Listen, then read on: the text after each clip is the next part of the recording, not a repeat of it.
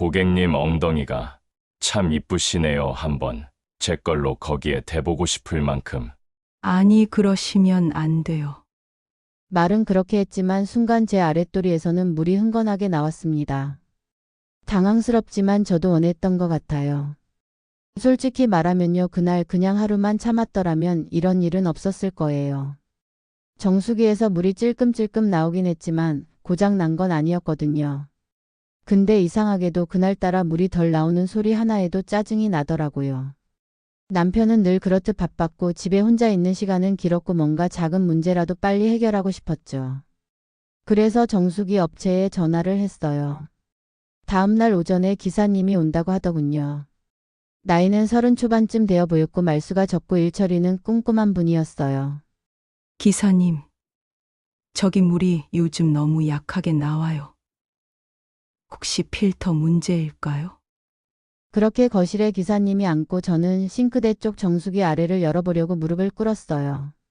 살림을 오래 하다 보니 남의 손을 빌리는 것도 불편해서 제가 먼저 확인하고 싶었거든요. 근데 그 순간 저는 몰랐습니다.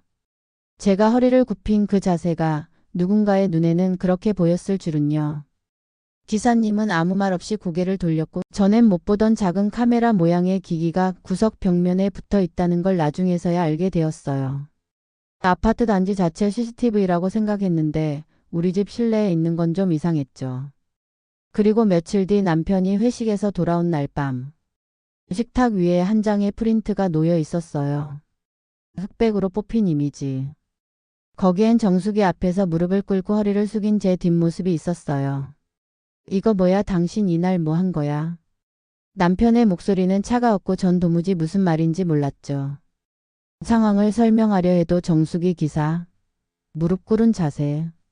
말을 꺼낼수록 더 이상하게 들릴 것 같은 기분이었어요. 설명 좀 해봐. 이거 그 수리기사랑 찍힌 거잖아. 순간 등골이 오싹했어요. 그 장면이 도대체 어디에서 어떻게 찍혔는지, 왜 프린트돼 우리 집 식탁에 올라와 있는지. 모든 게 믿기지 않았죠. 그날 정수기 수리기사를 부르지만 않았더라면, 아니 허리를 숙이지 않았더라면 이런 일은 없었을지도 몰라요. 그때는 몰랐어요. 그 한 장의 사진이 우리 부부 사이를 얼마나 무너뜨릴지. 그날 이후 남편은 한동안 아무 말이 없었어요. 아니, 정확히 말하면 필요한 말만 하는 사람이 됐죠. 밥은 먹었어? 회사 갔다 올게. 오늘 뭐 했어? 대화는 줄었고 시선은 자주 피했어요. 무엇보다 무서웠던 건 그가 내 눈을 보지 않는다는 사실이었어요. 그 사람 원래 그런 사람 아니었거든요. 말도 잘하고 장난도 곧잘 치고 내 얼굴을 보며 하루 일과를 묻던 사람이었는데, 그날 이후부터 남편은 침묵으로 나를 가두기 시작했습니다. 오해야. 나 진짜 아무 일도 없었어. 그 장면은 정말 그런 게 아니야. 내가 뭐라고 말해도 그는 고개만 끄덕일 뿐이었어요. 믿는다는 말도 안 믿는다는 말도 하지 않았어요. 그게 더 미치겠더라고요. 내가 이상하게 행동했던 것도 아니고 오히려 당당했는데. 그 사진 한 장이 모든 걸 뒤틀어 버렸어요. 어느 날은 남편이 내 스마트폰을 뒤지다 저랑 눈이 마주쳤어요. 그때 그 사람 눈 하나 깜빡하지 않고 이렇게 말하더라고요. 요즘은 다들 비밀번호 바꿔서 안 알려주지. 그 말이 너무 서늘했어요. 마치 나를 이미 무언가를 숨기는 사람으로 단정지은 듯한 말투였거든요. 그날 저녁 정수기 옆 싱크대 밑에서 손전등을 비추며 뭔가를 확인하는 남편의 모습을 봤어요. 그가 뭘 찾고 있었는지는 묻지 않았어요. 근데 마음 한켠이 울컥하더라고요. 아, 이제 이 사람은 내가 뭘 해도, 아무리 설명해도 안 믿겠구나. 그렇게 우리 부부 사이엔 보이지 않는 벽이 생겼습니다. 대화가 줄고 의심이 자라고 마음의 문은 조금씩 닫혔어요. 근데 솔직히 말해서요, 그날 이후로 저는 계속 그 장면이 머릿속을 맴돌았어요. 허리를 숙였을 때 뒤에 누가 서 있었는지도 몰랐고, 그 자세가 그렇게 보일 줄은 상상도 못했는데, 정수기 수리기사는 아무 말 없이 조심스럽게 물러섰죠. 그게 오히려 이상했어요. 예전 같았으면 민망하다는 말이라도 했을 텐데. 근데 그 사람은 그냥 조용히 조심스럽게 행동했거든요. 그 조심스러움이 자꾸 생각났어요. 허리 조심하세요. 혹시 팔 아프시면 제가 들어드릴게요. 말투도 시선도 손끝도 참 이상하리만큼 다정했어요. 그날 이후 남편은 늘 똑같았어요. 뉴스 보고 밥 먹고 말았고. 그런데 저는 그 짧은 순간이 자꾸 머리에 남아 있었어요. 사람이 이상하게 되더라고요. 누군가가 나를 바라봤던 것 같은 기분. 그 눈빛이 지금도 내 어딘가에 남아 있는 것 같았어요. 그게 싫었어요. 그게 무서웠어요. 왜 그런 눈빛 하나에 내가 흔들려야 하죠? 내가 누구라고? 내가 어떤 여자인데? 이건 오해야 분명히. 나는 잘못한 것도 없고 넘은 것도 없고. 근데 왜 그날 그 사람이 내 등을 봤던 순간이 자꾸 떠오르는 걸까요? 남편한테 말은 못했어요. 말하면 더 의심할 테고, 아니 사실 내가 나를 의심하게 될까봐 그게 더 두려웠어요. 그때 처음으로 알았어요. 사람 마음이란 게 의심이 아니라 설렘에서 먼저 흔들릴 수도 있다는 걸. 며칠이 지났어요. 이제 좀 잊었나 싶었어요. 그날 있었던 일도 내 안에 이상하게 떠오르던 그 순간도요. 괜찮다고 그냥 우회다라고 내 마음속에 생긴 그 감정은 착각이었다고. 스스로 10번도 넘게 되뇌었죠. 근데 그날 오후 문득 핸드폰에 낯선 번호로 문자가 하나 와 있더라고요. 며칠 전 불편하지 않으셨어요? 정숙이 수리했던 사람입니다. 처음엔 그냥 고객 응대 차원의 메시지겠거니 했어요. 근데 이상했어요. 그 말투가 너무 사적인 느낌이었어요. 그 사람 이름도 저장돼 있지 않은 번호였는데 한참을 가만히 들여다봤어요. 그리고 답장을 할까 말까 망설였죠. 안 했어요. 안 했어야 했어요. 그런데 손이 나도 모르게 움직이더라고요. 괜찮았어요. 오히려 제가 더 신뢰했을까봐. 보내고 나서 온몸이 덜덜 떨렸어요. 도대체 왜 이런 말을 했을까요? 아니 왜 말꼬리를 그렇게 부드럽게 처리했는지 나 자신도 모르겠어요. 몇 분 뒤 답장이 왔어요. 아니에요. 저 그날 이후 자꾸 생각나더라고요. 그 순간 심장이 쿵 내려앉았어요. 그 말은 무슨 의미일까요? 그 사람도 뭔가 느꼈던 걸까요? 나는 지금 결혼한 사람이고 그날은 정말 단순한 수리 상황이었고 정말 아무 일도 없었는데 그런 문장 하나에 이렇게 마음이 요동쳐도 되는 걸까요?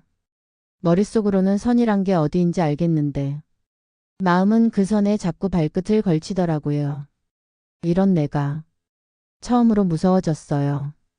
그리고 남편도 눈치챈 걸까요? 예전엔 말이 없더라도 나를 볼 땐 편안한 눈빛이 있었는데 요즘은 그게 아니에요. 무표정 속에 뭐라고 설명 못할 뭔가가 숨어 있어요. 마치 말을 꺼내기 직전의 침묵 같아요. 하루는 이런 일이 있었어요. 제가 설거지를 하고 있는데 남편이 뒤에서 조용히 물었어요. 그날 수리기사는 오래 있었어? 심장이 철렁했어요. 왜 그런 걸 물어볼까 싶었죠. 아니, 한 20분.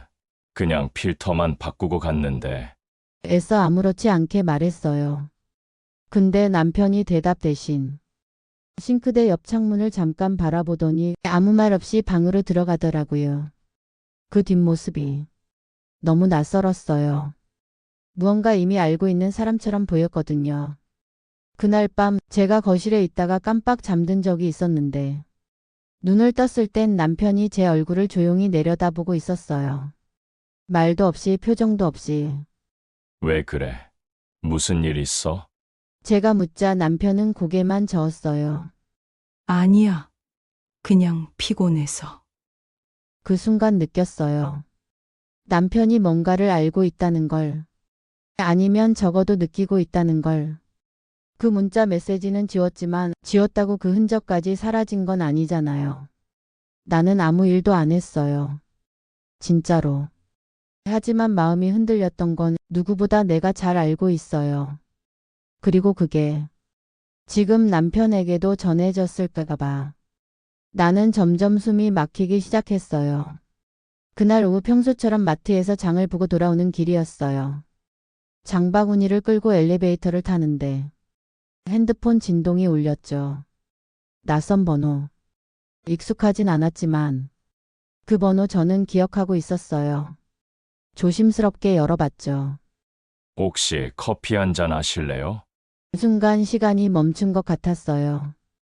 그저 그런 수리기사, 그저 그런 오해였을 뿐이었는데 이 짧은 문장 하나가 저를 무너지게 하더라고요. 무섭게 뛰는 심장, 터질 듯한 호기심, 그리고 말도 안 되는 상상. 만약 내가 나간다면, 그냥 커피만 마신다면, 그런 생각이 드는 나 자신이 너무 낯설었어요. 아니, 이건 유혹이 아니에요. 그 사람도 나도 아무 말도 안 했잖아요. 그저 커피 한 잔 안부를 묻는 그 정도잖아요. 하지만 알았어요. 그 한 잔이 절대로 그냥 한 잔으로 끝나지 않을 거라는 걸. 내가 그 자리에 나가는 순간 남편의 얼굴이 떠올랐어요. 아무 말 없이도 날 바라보던 그 서늘했던 눈빛. 그리고 내 안에 또 다른 목소리도 들렸어요. 왜 그래?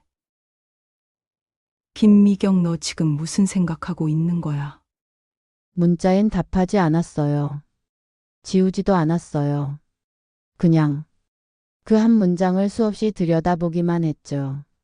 혹시 커피 한 잔 하실래요? 그 문장은 지금까지 내 삶을 지켜왔던 모든 선 위에 놓인 아슬아슬한 균열 같았어요. 그리고 나는 그 균열 앞에서 한참을 망설였어요. 그날은 이상하게 아침부터 기분이 묘했어요. 날씨는 괜히 맑았고 하필이면 남편은 아침에 이렇게 말했죠. 오늘은 회식 있어서 늦을 것 같아. 아예 회사에서 자고 올 수도 있어.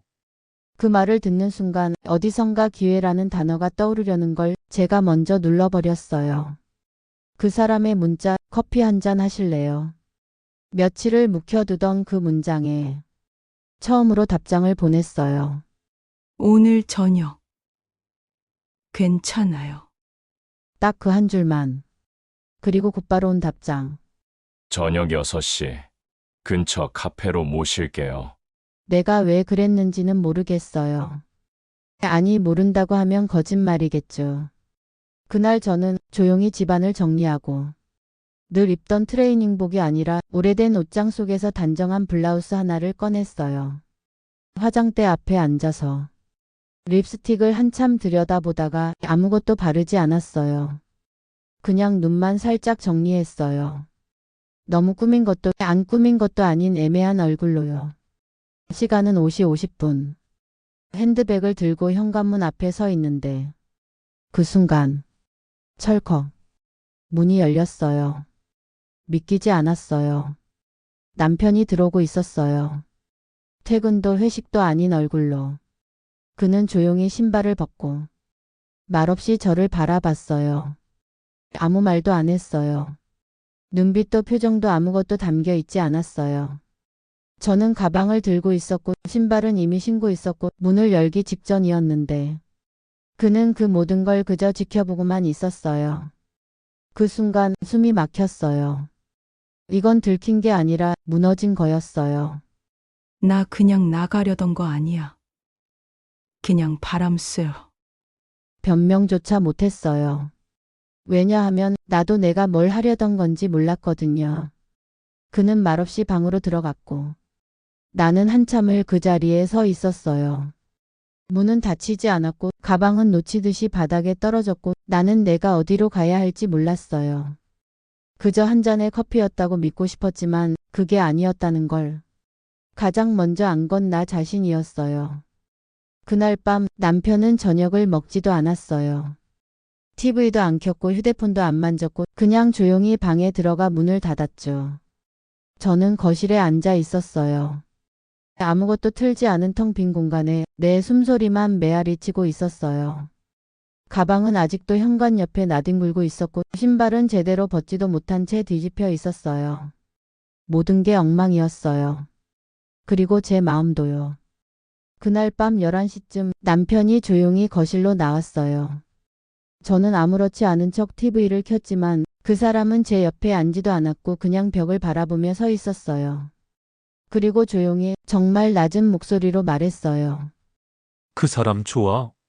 심장이 쿵 내려앉는 줄 알았어요.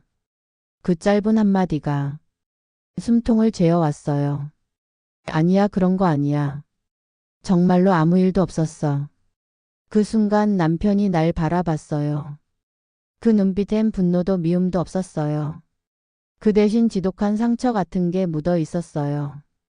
너 그런 사람이 아니었잖아. 그 말에 눈물이 왈칵 쏟아졌어요. 나는 뭘 잘못한 걸까요? 나가진 않았어요. 만나지도 않았어요. 심지어 그 사람 번호도 지웠어요. 근데 그 짧은 문자를 기다렸고 거울 앞에서 얼굴을 정리했고 카페까지 갈 뻔했어요. 나는 아무 일도 없었다고 말하면서도 스스로가 진짜 아무 일도 없었다고는 믿지 못했어요. 그날 남편은 저를 더 이상 다그치지 않았어요. 그저 이렇게 말했어요. 내가 뭘 놓친 걸까? 어디서부터? 우리가 이렇게 된 걸까? 그리고 다시 방으로 들어갔어요. 그 뒷모습이 이혼 서류보다 더 냉정하고 조용했어요. 남편은 그날 이후로 한마디도 하지 않았어요. 출근할 때도 돌아올 때도 딱 필요한 말만 하고 눈도 마주치지 않았죠. 집안의 고요함이 너무 깊어서 오히려 내가 내 발소리에 놀랄 지경이었어요. 그러던 어느 날 아침, 현관문을 열고 우유를 가지러 나가는데 문틈 사이에 무언가 끼워져 있었어요. 하얀 종이 한 장, 손글씨로 짧게 쓰여 있었어요. 그날 미안했습니다. 괜찮으시면 제 진심 한 번만 듣고 싶습니다. 밖에서 기다리겠습니다. 보자마자 손이 덜덜 떨렸어요. 그 메모가 거기 있었다는 것만으로도 내가 지금껏 쌓아 올린 모든 게 무너지는 소리가 들리는 것 같았어요. 주변을 둘러봤어요. 누군가 몰래 보고 있지는 않을까. 남편이 이걸 보기라도 했으면 어쩌지. 온몸이 식은땀으로 젖었어요. 그리고 동시에 그 사람의 얼굴이 떠올랐어요. 조심스럽고 어딘가 다정했고 그날 내 뒷모습을 봤던 사람. 내가 상상했던 모든 경계를 그 사람은 너무 조용히 넘어왔어요. 그리고 그 선 위에 서 있는 사람은 지금 나였어요. 그 메모를 손에 쥔 채 현관문 앞에 주저앉아 나는 한참 동안 움직이지 못했어요. 한 발만 더 나가면 돌이킬 수 없다는 걸 내가 누구보다 잘 알고 있었거든요. 그날 아침 그 사람의 메모를 손에 쥐고 나는 현관 앞에서 꽤 오래 앉아 있었어요. 밖은 환했지만 내 마음속은 어두웠어요. 이 문 하나만 열면 모든 게 바뀔 수도 있겠구나 싶었어요. 그 사람은 분명 기다리고 있었을 거예요. 아니면 지금도 기다리고 있을지 몰라요. 커피 한 잔, 짧은 인사, 그리고 어떤 위로의 말들. 하지만 나는 그 문을 열지 않았어요. 그냥 조용히 메모를 접어서 서랍 속에 넣었고 그날 하루 종일 거실에 나가지도 않았어요. 남편은 퇴근해서 돌아왔지만 우리는 여전히 말이 없었어요. 식탁에 마주 앉은 채 그는 뉴스를 보고 나는 그저 밥을 씹었죠. 아무 일도 없는 것처럼. 정말 아무 일도 없었던 것처럼. 하지만 저는 알아요. 그날 내가 문을 열었다면 그 이후에 내 인생은 완전히 달라졌을 거예요. 어쩌면 위로라는 이름으로 서로의 외로움을 핑계 삼았을지도 모르죠. 하지만 저는 그 사람의 진심보다 내 남편의 침묵이 더 무거웠어요. 내가 지켜야 할 게 뭔지 이제야 알게 되었거든요. 사랑은 이미 식었을지도 몰라요. 하지만 함께 살아온 시간만은 배신하고 싶지 않았어요. 이런 선택이 옳았는지는 모르겠어요. 그 사람은 다시 연락하지 않았고 남편은 여전히 말이 없지만 어느 날은 밥그릇을 챙겨주고 어느 날은 조용히 나와 같은 방향으로 걷더라고요. 우리는 그렇게 말없이 서로를 향해 돌아가는 중입니다. 그리고 저는 오늘도 그날의 그 문을 열지 않았다는 걸 조금씩 다행이라 여겨보려 노력하며 살아가고 있어요.